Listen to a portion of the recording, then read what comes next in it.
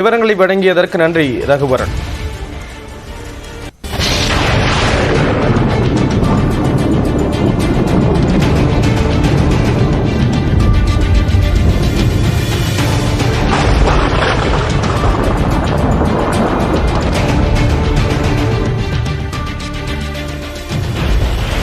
கனமழையின் காரணமாக கோயம்புத்தூர் மாவட்ட மக்கள் நாளை முதல் 3 நாட்களுக்கு தேவையின்றி வெளியே செல்ல வேண்டாம் என்று அறிவுரை வழங்கப்பட்டிருக்கிறது. கோயம்புத்தூர் மாவட்ட ஆட்சியர் இந்த அறிவுறுத்தலை வழங்கியிருக்கிறார்.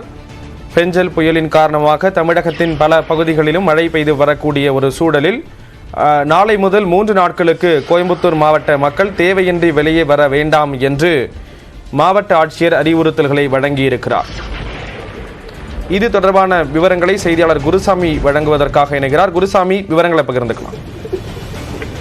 ஸ்ரீராம், பெஞ்சல் புயலினுடைய தாக்கமாக கோவை மாவட்டத்தின் பல்வேறு பகுதிகளில் கனமழை இருக்கும் என வானிலை மையம் அறிவித்திருக்கிறது. இந்த சூழலில் கோவை மாவட்ட நிர்வாகம் வழிகாட்டு நெறிமுறைகளை பொதுமக்களுக்காக அளித்திருக்கிறது. குறிப்பாக 1ஆம் தேதி முதல் 3ஆம் தேதி வரை கோவை மாவட்டத்தின் பல்வேறு பகுதிகளில் கனமழை இருக்கும் என வானிலை மையம் தெரிவித்திருப்பதன் காரணமாக பொதுமக்கள் அனைவரும் அத்தியாவசிய தேவை தவிர இதர பணிகளுக்காக வெளியில் செல்வதை தவிர்க்குமாறு அறிவுறுத்தப்பட்டிருக்கிறது.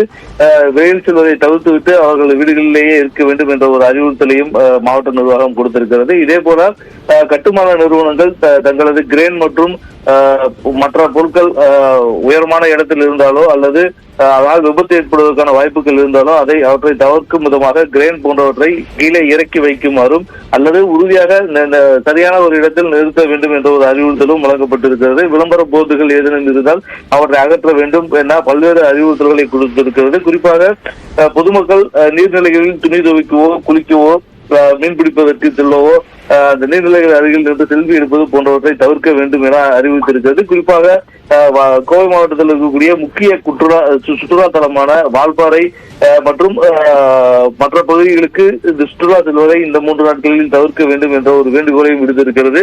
வால்பாறை மற்றும் கோவை மாவட்டத்தில் இருக்கக்கூடிய அணைக்கட்டுகள், நீர்வீழ்ச்சிகள் போன்ற பகுதிகளுக்கு செல்வதை தவிர்க்க வேண்டும் எனவும் ஒரு வழிகாட்டு நெறிமுறைகளை கோவை மாவட்ட நிர்வாகம் வழங்கியிருக்கிறது. ஸ்ரீராம், தகவல்களை வழங்கியதற்கு நன்றி குருசாமி.